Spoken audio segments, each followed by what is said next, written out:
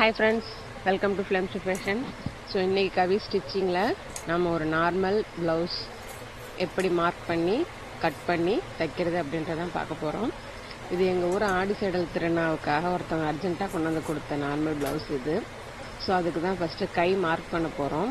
First பார்த்தீங்க அப்படின்னாக்கா நம்ம மடித்து தைக்கிறதுக்கு 1 இன்ச் இடம் விட்டுறணும்.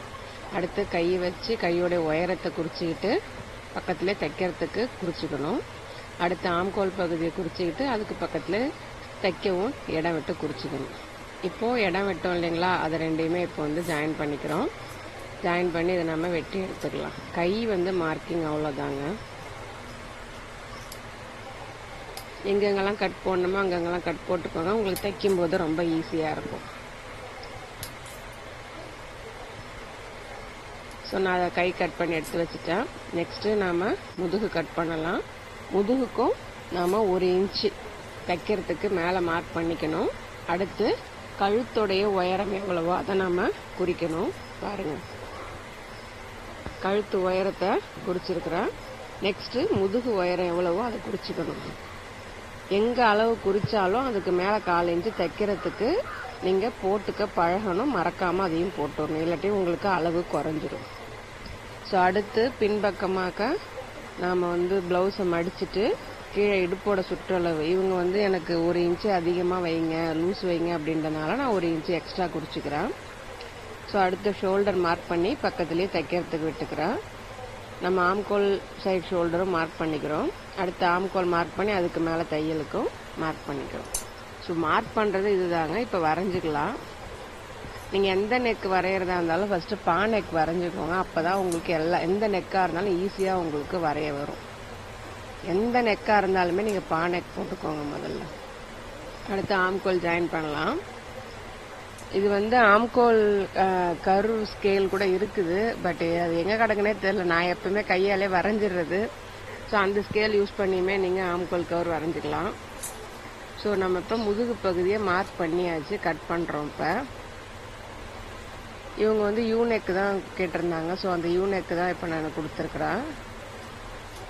கையுமே வந்து கொஞ்சம் லூஸ் வைக்கணும், இடுப்பும் கொஞ்சம் லூஸ் வைக்கணும் அப்படின்னு சொல்லியிருந்தாங்க. ஸோ அதன்படி தான் நான் அவங்களுக்கு மார்க் பண்ணியிருக்கிறேன். ஸோ இப்போ அடுத்து வந்து ஆம்கோலையும் நம்ம பேக் பார்ட்டையும் நம்ம கட் பண்ணி எடுத்துப்போம்.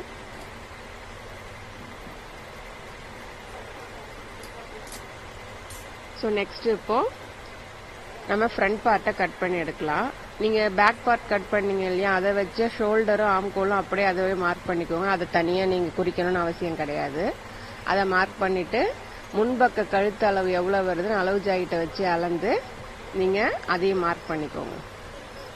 அளவு ஜாக்கெட்டை சுருக்கம் இல்லாமல் வச்சு நீங்கள் முன்பக்க கழுத்தையும் மார்க் பண்ணிக்கலாம். அதே மாதிரி பட்டன் பட்டி நம்ம வந்து செஸ்ட்டு சைஸ் ஹைட் எவ்வளோன்றது அதையும் மார்க் பண்ணிக்கணும். பட்டன் பட்டி அளவையும் மார்க் பண்ணிக்கணும். ஆம்கோல்ல இருந்து கீழே இடுப்பு பகுதி வரைக்கும் அதையும் நாம் மார்க் பண்ணிக்கணும். ஸோ இப்போ எல்லாத்தையும் மார்க் பண்ணியாச்சு, ஜாயின் பண்ண வேண்டியதான். வீடியோவில் தெளிவாக காட்டுறேன். அதன்படி ஒரு ஸ்டெப்பையுமே நீங்கள் மார்க் பண்ணுங்கள், உங்களுக்கு ஈஸியாக இருக்கும் உங்களுக்கு. ஸோ நம்ம ஃப்ரண்ட்டில் வந்து ஆம்கோல் வந்து நம்ம கொஞ்சம் குறைவாக கட் பண்ணணும் இல்லைங்களா, அதுக்கு வந்து பேக் பார்ட்லேருந்து ஒரு 1/2 இன்ச்சு உள் பக்கமாக நான் குறித்து அதையுமே கட் பண்ணுறேன். ஸோ இப்போ வந்து நம்ம எல்லாத்தையும் குறிச்சாச்சு, நம்ம கட் பண்ண வேண்டியதான். ஃப்ரண்ட் பார்ட்டும் கட் பண்ணுறேன். ஃப்ரண்ட் பார்ட் கட் பண்ணும்போது நீங்கள் பட்டி அளவையுமே கட் பண்ணிக்கோங்க. உள்ளே இருக்கிற பட்டி அளவு வந்து 1 இன்ச்சு கம்மியாகவும், வெளியில் வைக்கிற பட்டி அளவு வந்து 1 இன்ச்சு அதிகமாகவும் நீங்கள் வெட்டி எடுத்துக்கோங்க. தைக்கிறதுக்கு ரொம்பவும் ஈஸியாக இருக்கும், இன்விசிபிளாகவும் தைக்கலாம். ஸோ இங்கே பாருங்க, இப்போ இது வந்து நான் வெளிப்பட்டிக்கு நான் இப்போ கட் பண்ணுறேன். வெளிப்பட்டியோடைய அளவு வந்து நீங்கள் எவ்வளோ அளவு பெருசாக வச்சாலுமே தைக்கும்போது அதை நீங்கள் சரி பண்ணிக்கலாம். ஆனால் உள்பட்டி வந்து சின்னதாக இருக்கணும், வெளிப்பட்டி வந்து கொஞ்சம் பெருசாக இருக்கணும். வெளிப்பட்டி வந்து உள்பட்டியை விட ஒரு 1 இன்ச்சாவது அதிகமாக இருக்கணும். அப்போ தான் உங்களுக்கு தைக்கிறதுக்கு ஈஸியாக இருக்கும். இப்போ பாருங்கள், உள்பட்டியும் வெளிப்பட்டியுமே வச்சு நான் ஒன்றா வச்சு ஜாயின் பண்ணி கட் பண்ணி எடுத்துக்கிட்டேன் நான். ஸோ இப்போ நம்ம தைக்கலாம். கை நம்ம மடித்து தைக்க மார்க் பண்ணியிருக்கோம் இல்லைங்களா, அது கேட்குறவங்க விருப்பம். அவங்க தையல் போட சொன்னால் ஓகே தான், இல்லை எம்மிங் பண்ண சொன்னாலும் ஓகே தான். நான் தையல் தான் போட்டு கொடுப்பேன் யாருக்கா இருந்தாலும். ஸோ நான் தையலே போட்டுடுறேன். அவ்வளோதாங்க, கை வேலை முடிஞ்சிருச்சு. நார்மல் ப்ளவுஸு ரொம்ப ஈஸி, லைனிங் ப்ளவுஸை விடவும் தைக்கிறது ரொம்ப ஈஸி. ஆனால் எனக்கு லைனிங் ப்ளவுஸ் தைக்க தான் ரொம்ப பிடிக்கும். நார்மல் ப்ளவுஸை விட லைனிங் ப்ளவுஸ் தைக்க தான் எனக்கு ரொம்ப பிடிக்கும் அது. இப்போ அடுத்து முதுகு என்ன பண்ணுறோம் பாருங்கள். முதுகு நம்ம மடித்து தைக்கிறதுக்கு இடம் விட்டுருக்கோம் இல்லைங்களா, 1 இன்ச்சு. அந்த 1 இன்ச்சை மடித்து தைச்சிடுவோம். மடித்த இடத்துல ஒரு தையலும் கரெக்டாக மடிப்பு ஜாயிண்ட் ஆகுது இல்லைங்களா, அதில் ஒரு தையல் 2 தையல் போடுங்க அடியில். அப்போ தான் முதுகு நல்லா அழகாக உட்காரும் உங்களுக்கு. அடுத்து முதுகு பக்கத்துக்கு டாட் பிடிச்சிருங்க. நான் எந்த ப்ளவுஸாக இருந்தாலுமே டாட் வந்து 3.5 இன்ச்சு அளவுக்கு பிடிப்பேன். எல்லா ப்ளவுஸுக்குமே அது கரெக்டாக இருக்கும். சில பேர் வந்து கேட்டாங்க அப்படின்னாக்கா நீங்கள் மாற்றி பிடிச்சி கொடுங்க. அடுத்து ஃப்ரண்ட்டில் என்ன பண்ண போகிறோம் அப்படின்னாக்கா டாட் பிடிக்க போகிறோம். 3 டாட் தான் பிடிக்கிறேன். 3 டாட்டும் ஷார்ப் எட்ஜில் வர மாதிரி மார்க் பண்ணி பிடிச்சிக்கோங்க. நீங்கள் உங்களுக்கு அப்படி டவுட்டாக இருந்தது அப்படின்னாக்கா நீங்கள் அளவு ப்ளவுஸை வச்சு மார்க் பண்ணிக்கோங்க. நான் அவங்களுக்கு தைச்ச ப்ளவுஸ் ஆல்ரெடி நான் தான் தைச்சேன். அதனால தான் எனக்கு நல்லா கரெக்டாக தெரிஞ்சதுனால நான் தைச்சிட்டேன். அடுத்து பெரிய பட்டியை வெளிப்பக்கமாகவும் சின்ன பட்டியை உள்பக்கமாகவும் வச்சு ஒரு தையல் ஒன்று போட்டுருங்க. இப்போ பட்டி உள்ளே போயிடும், தையல் உள்ளே போயிடும், அது இன்விசிபிள் ஆகிடும் உங்களுக்கு. இப்போது உங்களுக்கு பட்டன் பட்டியும் ஷோல்டர் பக்கத்து இடுப்பு பக்கத்தையுமே அளந்துக்கிட்டு நீங்கள் பட்டியை மடித்து தைச்சிடுங்க. பாருங்கள், அவங்க அளவு ஜாயிட்டை வச்சு பட்டன் பட்டியை நான் அளந்து மார்க் பண்ணிக்கிட்டேன். அது மாதிரி இடுப்பு பகுதியை மார்க் பண்ணிக்கிட்டு நீங்கள் பட்டியை மடித்து தைச்சிடலாம். உங்களுக்கு பட்டியில் எங்கே ஆரம்பிச்சு எங்கே முடிச்சிங்கன்னே தெரியாத அளவுக்கு பிசுரே உங்களுக்கு தெரியாது. ஸோ இப்போ அடுத்து வந்து பட்டன் பட்டி தான் வைக்க போகிறேன். ஸோ அதுக்கு ஃபஸ்ட்டு ஒரு கிளாத்தை, கொஞ்சம் பெரிய கிளாத்தை எடுத்து அதை அடிப்பக்கமாக மடித்து வச்சுடுவோம்.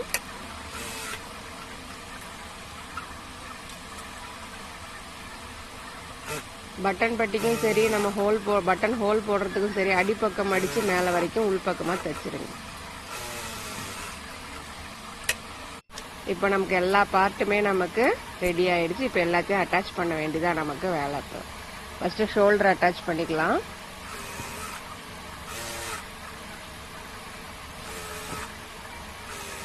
நெக்ஸ்ட்டு கையை வந்து உள்பக்கமாக குடஞ்சி எடுத்து நான் எப்போ தைக்க போகிறேனோ அப்போ தான் நான் என்ன பண்ணுவேன், கையை வந்து உள்பக்கமாக குடைவேன். ஸோ நம்ம தைக்கும் போதே குடஞ்சிட்டோம் அப்படின்னாக்கா நமக்கு வந்து லெஃப்ட் எது ரைட் எதுன்னு சில சமயத்தில் குழப்பம் வரும். அதனால் நான் எப்போ நான் அட்டாச் பண்ண போகிறேனோ அப்போ தான் வந்து அந்த ஆம்கோல் வந்து உள்கரு வந்து நானும் வெட்டுவேன். அந்த கரு வெட்டின பகுதி வந்து ஃப்ரண்ட் பார்ட்டில் வந்து ஜாயிண்ட் ஆகணும். அது மாதிரி வச்சு தைங்க. நமக்கு அப்போ தான் ஃப்ரண்ட் பக்கம் ஆம்கோல் வந்து கையை கீழே இறக்க ஏற்ற அந்த இடம் வந்து கொஞ்சம் ஸ்பேஷியஸாக இருக்கும் நமக்கு. பேக்கில் அப்படியே நார்மலாக வச்சு தைச்சிட வேண்டியது உங்களுக்கு. எப்பயுமே ஸ்லீவில் 2 ஸ்டிச்சஸ் போடுங்க, அது கொஞ்சம் செக்யூராக இருக்கும். அதை டபுள் ஸ்டிச்சஸ் போட்டுட்டேன். அடுத்து இன்னொரு பக்கம் ஸ்லீவையும் நான் வச்சு அட்டாச் பண்ணுறேன். ஸ்லீவ் அட்டாச் பண்ணும்போது மட்டும் கொஞ்சம் கவனமாக பண்ணுங்கள். ஏன்னா நம்ம கட் பண்ண பகுதி வந்து ஃப்ரண்ட்டில் போகணும், அதை மட்டும் பார்த்து பண்ணிக்கோங்க. நீங்கள் பேக்கில் வச்சு தைச்சிட்டிங்க அப்படின்னாக்கா முதுகு உங்களுக்கு அந்த அளவுக்கு பிடிச்சி இழுக்கும், உங்களுக்கு கையை தூக்கவே முடியாது. ஸோ அதை மட்டும் கொஞ்சம் பார்த்து தைங்க. ஸோ ஸ்லீவ்ஸ் அட்டாச் பண்ணிவிட்டு அது மேலே இன்னொரு தையல் போட்டுருங்க. இப்போ அடுத்து கை சுற்றளவு எவ்வளோன்னு அவங்க அளவு ஜாக்கெட்டை வச்சு பார்த்து, அவங்க என்ன சொன்னாங்க, எனக்கு 1 இன்ச்சு அதிகமாக லூஸ் வைங்கன்னு சொன்னதுனால அந்த அளவு ஜாக்கெட்டை விடவும் நான் வந்து 1 இன்ச்சுனா 1/2 இன்ச்சு லூஸ் வச்சோம்னாக்கா அது 1 இன்ச்சாக மாறிடும். அந்த அளவுக்கு தான் நான் லூஸ் வச்சுருக்கேன். இப்போ நமக்கு கரெக்டாக வந்து ஆம்கோல் வந்து எல்லாமே ஜாயிண்ட் கரெக்டாக ஆகுது பாருங்கள், எந்த பிசுரும் இல்லாமல் கரெக்டாக ஆகுது. 3 ஸ்டிச்சஸ் போடுவேன், லைன் ஸ்டிச்சஸ் 3 ஸ்டிச்சஸ் போட்டுருவேன். அடுத்து எக்ஸ்ட்ரா உள்ள பார்ட்டை வெட்டி எடுத்துட்டு திரும்ப 2ஐயும் உள்பக்கமாக வச்சு மடிச்சிட்டோம் அப்படின்னாக்கா அந்த இடத்துலையுமே பிசிறு வந்து உங்களுக்கு தெரியாது. ஸோ மேக்ஸிமம் பிசிறு வெளியில் தெரியாத அளவுக்கு தைங்க. அந்த நாம் காட்டுற மாதிரி 2 கிளாத்தையுமே தையலுக்கு வெளியில் இருக்க 2 கிளாத்தையுமே உள்பக்கமாக மடித்து வச்சு தைச்சிருங்க, உங்களுக்கு பிசிறு வெளியில் தெரியாது. ஸோ இன்னொரு பக்கத்தையும் அது போலவே நம்ம தைச்சிடலாம்.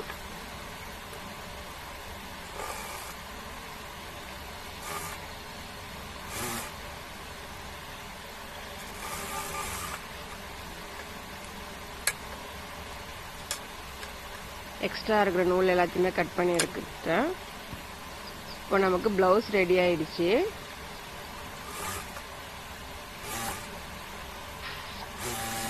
உங்களுக்கு ஸ்லீவ்ஸும் ஆம்கோல் ஸ்லீவ்ஸும் ஸோ பாடி ஸ்லீவ்ஸும் கரெக்டாக மேட்ச் ஆகி அந்த ப்ளஸ் சிம்பிள் மாதிரி வர மாதிரி கரெக்டாக தைச்சிங்க அப்படின்னாக்கா உங்களுக்கு ப்ளவுஸ் நல்லா ஷேப்பாக இருக்கும் உங்களுக்கு. ஸோ 3 தையல் போட்டதுக்கப்புறம் எக்ஸ்ட்ரா இருக்கிற கிளாத்தை வெட்டி எடுத்துட்டு திரும்ப அதை உள்பக்கமாக வச்சு மடிச்சிட்டிங்க அப்படின்னாக்க ப்ளவுஸ் வந்து பிரியாது, உங்களுக்கு பிசிறுமே வெளியில் தெரியாது. ஸோ அதை நம்ம வச்சு தைச்சி எடுத்தாச்சு. இப்போ என்ன பண்ண போகிறோம், கழுத்துக்கு வந்து கிராஸ் பீஸ் வெட்டி நம்ம கழுத்தை வந்து க்ளோஸ் பண்ண போகிறோம், நெக்கை வந்து க்ளோஸ் பண்ண போகிறோம். ஸோ அதுக்கு வந்து கிராஸ் பீஸ் வெட்டி எடுத்துக்கிட்டு அந்த எல்லா பீஸையுமே ஜாயின் பண்ணிக்கிட்டு ஒரு பக்கம் மட்டும் நம்ம மடித்து தைச்சிக்கலாம். ஃபஸ்ட்டு நான் தையல் கற்றுக்கும் போதெல்லாம் இந்த கிராஸ் பீஸ் வெட்டி தைக்கிறது எனக்கு அவ்வளோ கஷ்டமாக இருக்கும். இப்போல்லாம் சரன்னு வெட்டி தைச்சிடும். நான் ஜாயின் பண்ணும்போது மாற்றி மாற்றி ஜாயின் பண்ணிடுவேன், இல்லை மேலும் கீழுமா வச்சு ஜாயின் பண்ணிடுவேன். அது மாதிரிலாம் தப்புலாம் நிறையா பண்ணி தான் இப்போ இந்த அளவுக்கு கடன்னு செய்கிற அளவுக்கு வந்திருக்குது. மிஸ்டேக் பண்ணாமல் கற்றுக்கவே முடியாதுங்க. ஸோ இன்னொரு பீஸ் குறைஞ்ச மாதிரி இருந்துச்சு கழுத்தளவுக்கு. ஸோ அது எல்லாத்தையுமே எக்ஸ்ட்ரா பீஸ் எல்லாத்தையுமே ஜாயின் பண்ணிவிட்டு கிராஸ் பீஸ் எல்லாத்தையுமே ஜாயின் பண்ணிவிட்டு எக்ஸ்ட்ரா பீஸ் எல்லாத்தையுமே நான் கட் பண்ணி எடுத்துட்டேன். அப்புறம் ஒரு பக்கம் மட்டும் மடித்து தைச்சிக்கோங்க. இந்த ஒரு பக்கம் மடித்து தைச்ச பக்கம் உள் பக்கமாக போகும், உங்களுக்கு பிசிறு வெளியில் தெரியாது அதுவுமே. இப்போ வெளிப்பக்கமாக நம்ம வச்சு தைச்சிக்கிட்டே வருவோம். வெளிப்பக்கமாக வச்சு தைச்சா தான் நம்ம உள்பக்கம் திருப்பி நம்ம அடிக்க முடியும். இதுவுமே ஆரம்பத்தில் எல்லாருக்குமே தப்பு வர்றது தான். அப்புறம் போக போக நீங்கள் பழக சரியாயிடும். வெளிப்பக்கமாக வச்சு தைங்க.